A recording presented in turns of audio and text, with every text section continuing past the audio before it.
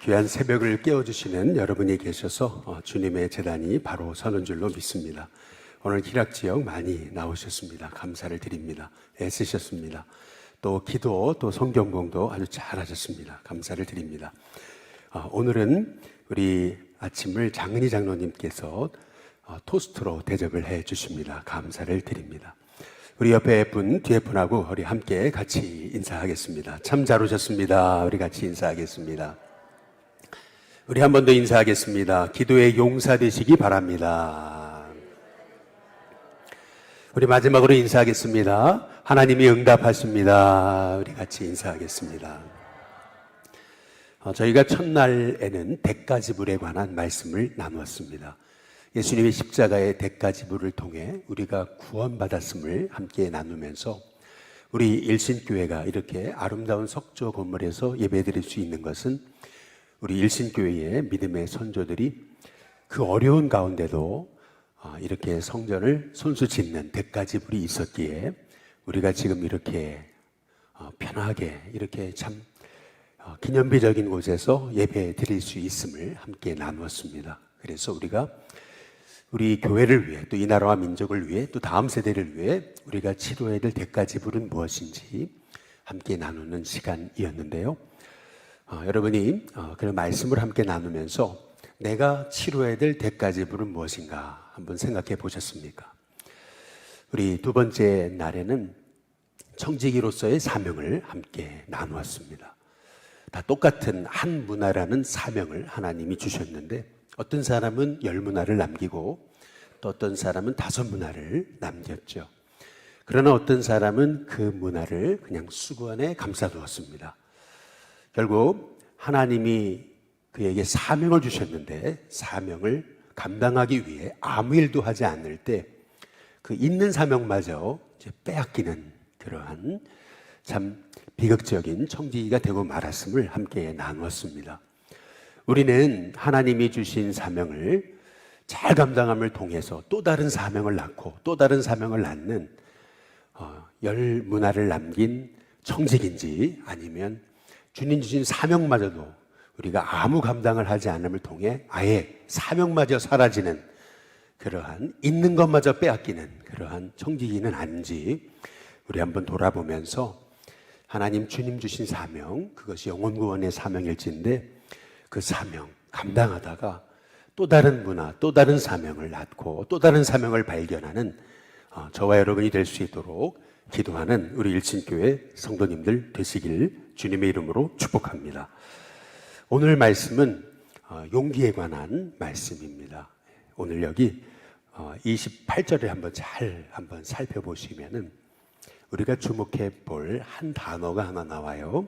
예수께서 이 말씀을 하시고 예루살렘을 향하여 가시더라가 아니고요. 예루살렘을 향하여 앞서서 가시더라 이렇게 말씀합니다. 한번 따라해 보겠습니다. 앞서서. 오늘 말씀을 한번 잘 보시면 그냥 예수님이 예루살렘을 가셨다라는 말씀이 아니고 앞서서 가셨다라고 강조하고 있습니다. 이 앞서서 가셨다라고 하는 것이 왜 이렇게 오늘 말씀에서 키워드가 되는 거냐면은 요한복음 11장에 55절부터 57절에 보시면은 예수님이 이 예루살렘에서 현상수배됐음을 알 수가 있습니다. 예수님을 찾거든 잡아와라 라고 하는 그런 명령이 떨어졌음을 볼 수가 있어요. 예수님을 잡아오는 대신에 얼마를 주겠다라고 하는 그러한 공고는 붙지 않았지만 그러나 분명 예수님을 잡으면 그들에게 얼마의 대가를 주겠다라고 했을 정도로 예수님은 이미 현상수배범이 되었던 것을 볼 수가 있습니다. 그런데 예수님이 오늘 28절에 보니까 이 말씀을 하시고 예루살렘을 향하여 앞서서 가셨다라고 말씀하십니다. 예수님이 탁 앞에 서서 앞장서셔서 용기 있게 예루살렘을 올라가시는 장면을 한번 떠올려 보시기를 바랍니다. 여리고에서 예루살렘까지는 총 32km 정도의 거리가 됩니다. 우리가 잘 아시다시피 선한 사마리아인의 비유는 한 사람이 여리고로 내려가다가 예루살렘에서 여리고로 내려가다가 강도를 만나거든요. 지금 예수님은 거꾸로 여리고에서 예루살렘으로 올라가고 계십니다. 이 길은 당시에는 많은 강도들이 이렇게 출몰했던 그런 곳입니다. 그래서 거기에서 한 사람이 여리고로 내려가다가 한 강도를 만났다라고 하는 말씀은 그냥 지어낸 말씀이 아니고 당시에서 비일비재하게 있었던 사건을 가지고 예수님이 하신 말씀인 거죠.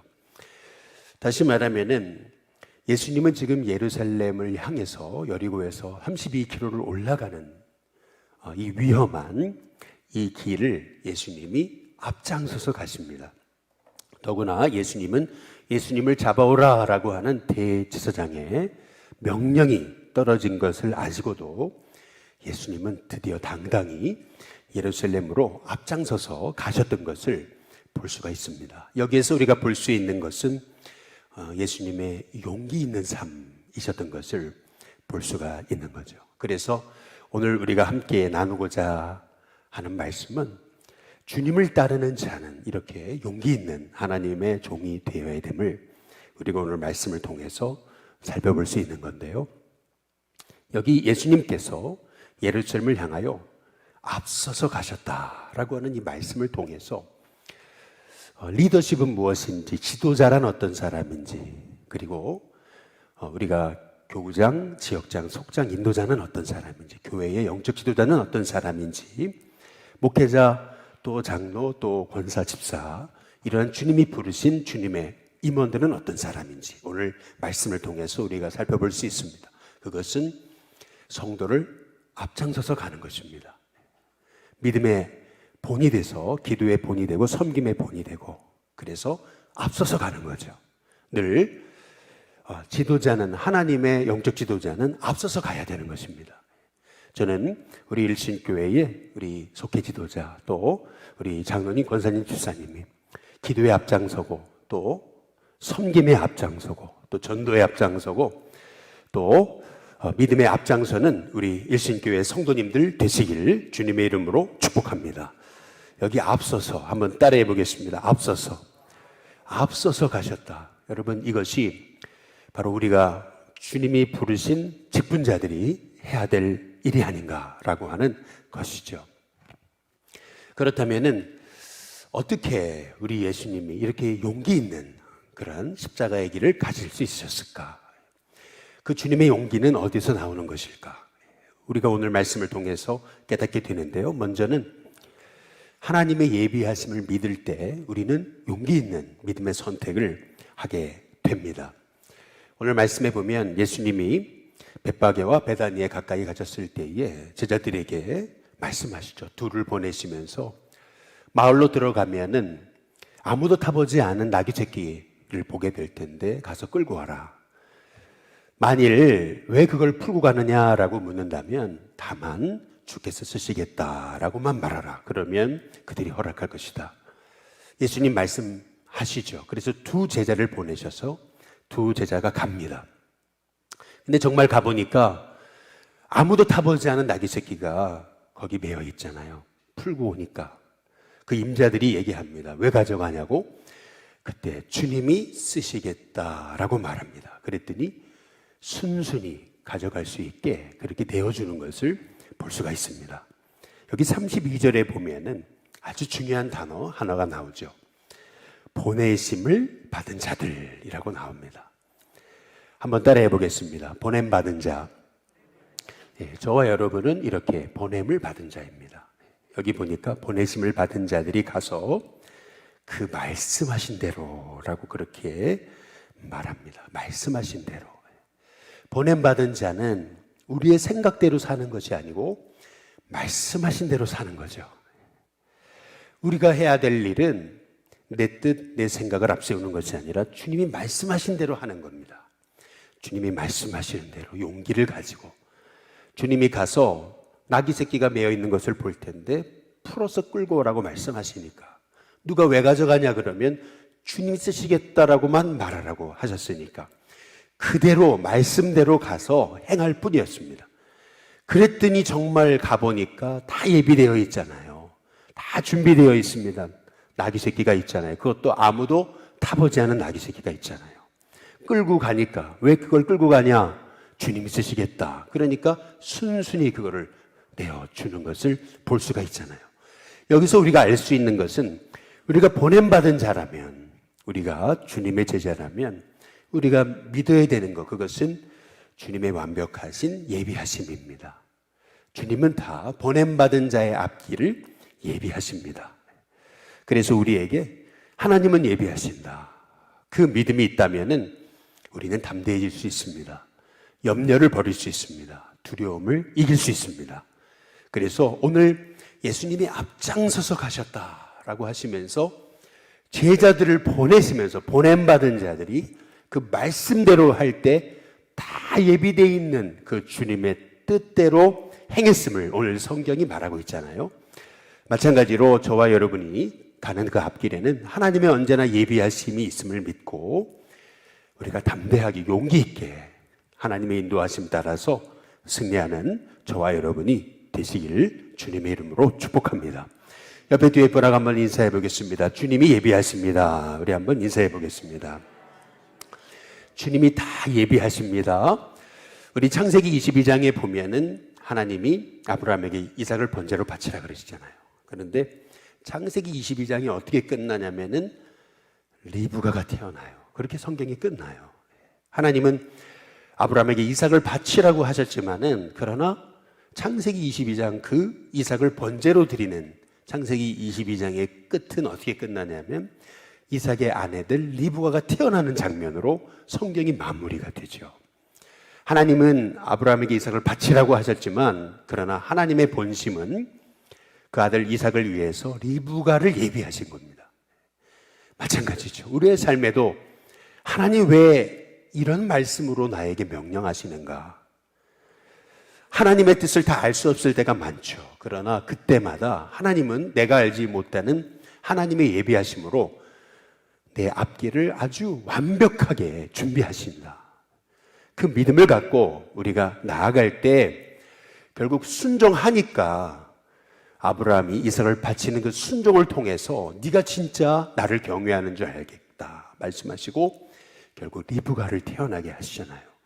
마찬가지로 저와 여러분의 인생에도 하나님은 우리의 인생길을 예비하신다. 다 준비해 놓으셨다. 이미 제자 둘을 보내시면서 아무도 타보지 않은 나귀 새끼를 딱 준비하신 우리 하나님, 예수님. 마찬가지로 우리의 삶에도 우리가 필요한 모든 것을 예비하신 분이 우리 하나님이심을 우리가 믿으면서 담대히 나가면은요. 오늘 여기 39절에 이렇게 얘기하잖아요. 무리 중에 어떤 바리새인들이 얘기합니다. 선생이요, 당신의 제자, 저 제자들을 책망하라고 말이죠. 지금 여기가 어딘데 저렇게 시끄럽게 떠들고 호산나 뭐라고 저렇게 야단이냐고 이제 그렇게 얘기하죠. 그런데 그때 40절에 예수님이 이런 말씀을 하시죠. 우리 같이 한번 읽어보겠습니다. 우리 40절 함께 읽어보겠습니다. 같이 있습니다. 시작. 대답하여 이르시되 내가 너희에게 말하노니 만일 이 사람들이 침묵하면 돌들이 소리 지르리라 하시니라. 이 사람들이 침묵한다면 돌들이라도 소리치게 하겠다. 우리 예수님이 말씀하시거든요. 결국 다 침묵하더라도 하나님은 돌들이라도 일으켜서 내 뜻을 이루는 데 사용하실 거다. 우리 예수님이 말씀하고 계세요.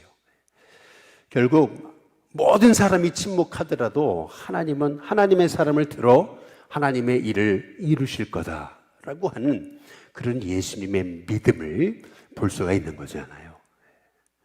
저와 여러분에게 이런 믿음, 하나님은 분명 내 앞길과 우리의 삶의 자리마다 하나님이 모두가 침묵해도 하나님은 돌들이라도 소리치게 하시는 하나님, 결국 하나님은 하나님의 뜻을 이루시는 하나님, 그 하나님이 나의 하나님이심을 믿으면서 믿음으로 우리 승리하는 우리 일신교회 성도님들 되시길 주님의 이름으로 축복합니다.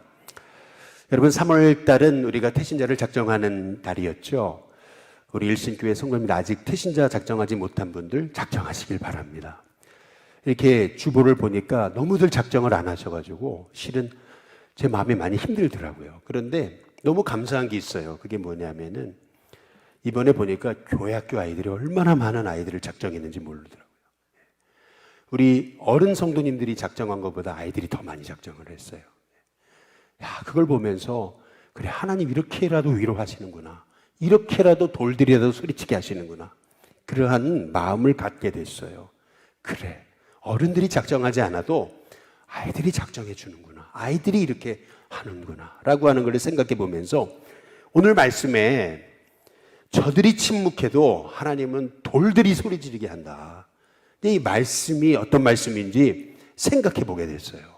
저는 우리 신교회 성도님들이 하나님 기뻐하시는 일이면 하나님은 다 침묵해도 돌들이라도 일으키신다.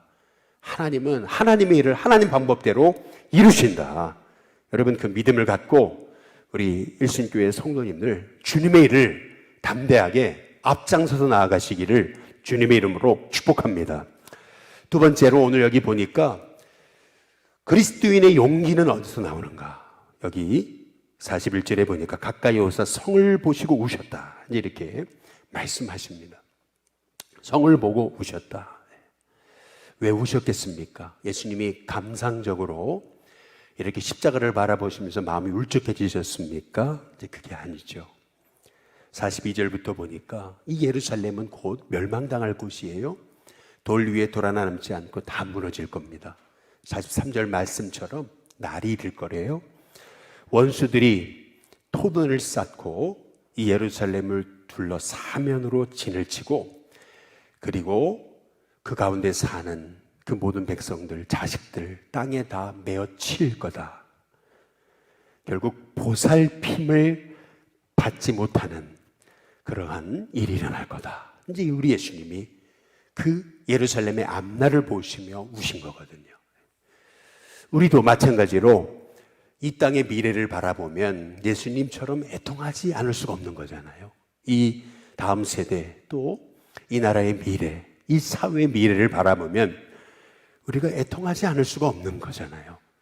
그리스도인의 용기, 담대함, 앞장서는 믿음, 그것은 어디서 나오는 거냐면 바로 애통하는 마음에서 옵니다.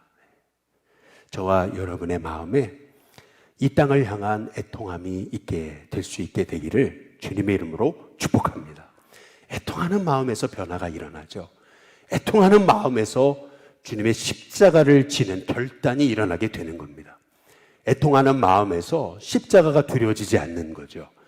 저와 여러분의 인생이 이렇게 주님의 길을 앞장서서 갈 수 있는 믿음의 용기, 그것은 나는 부족하지만 그러나 이 땅을 향한 그 애통함이 내 마음에 있잖아요. 그래서 전도의 자리도 앞장서고 기도의 자리도 앞장서고 헌신의 자리도 앞장서는 거 아니겠어요? 저와 여러분에게 정말 주님의 이 나라와 이 주님의 복음을 위한 애통함이 있기에 나는 두려움이 가득해도 그러나 두려움에 맞서서 복음을 위해서 앞장서서 주님의 길을 갈 수 있는 저와 여러분이 될 수 있기를 주님의 이름으로 축복합니다. 오늘 여기 45절에 보면 세 번째로 예수님의 용기, 그 용기는 어디서 나오신 건가? 주님의 자녀들의 용기는 어디서 나오는가? 그것은 죄로 물들은 그 성전에 관한 주님의 의로운 분노에서 용기가 나오시는 겁니다. 여기 성전에 들어가셨는데 성전이 강도의 소굴이 되어버렸잖아요. 내 집은 만민이 기도하는 집이 되리라, 일컬음을 받게 될 것이라고 그렇게 말씀하셨건만 주님의 제자는 기도를 잃어버리고 영혼 구원을 잃어버리고 강도의 소굴이 되어버린 그런 안타까운 현실을 바라보면서 예수님이 45절에 보니까 그 장사하는 자들을 다 내쫓으셨다라고 이렇게 성경이 말하고 있거든요.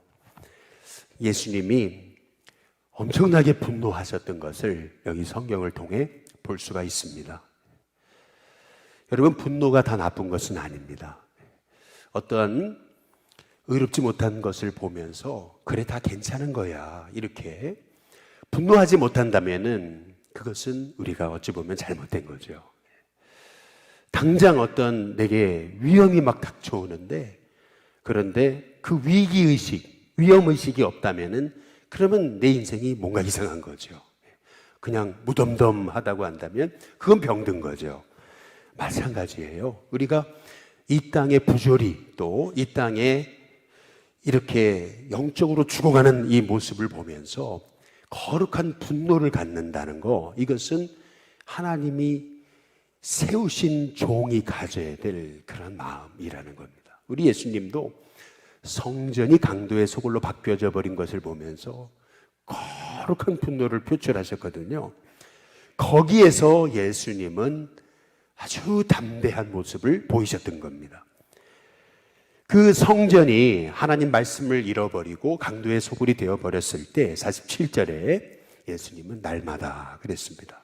성전에서 가르치셨다.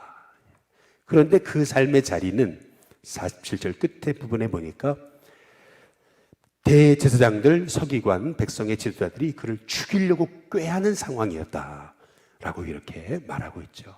그렇게 죽이려고 그렇게 호시탐탐 기회를 엿보고 있는데도 예수님은 담대하게 하나님 말씀을, 그것도 날마다 성전에서 가르치셨습니다.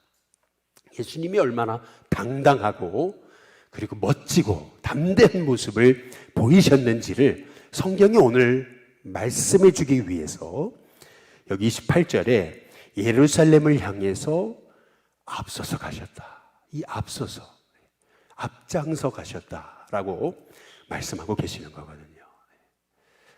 저는 저와 여러분이 이렇게 주님 주신 사명 때문에 우리는 부족하고 우리는 연약하고 넘어질 때가 많고 흔들릴 때가 많지만, 그럼에도 불구하고 담대하게 주님의 뜻을 향하여 앞장서서 나갈 수 있는 우리 일신교회 성도님들 됐으면 좋겠습니다.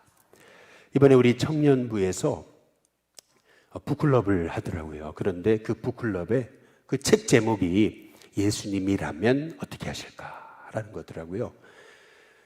우리 김수양 권사님이 청년들을 모집해가지고 청년들과 함께 이 책을 읽으면서 하나님의 뜻을 찾는 그런 북클럽을 이제 한다고 하는 광고가 떴더라고요.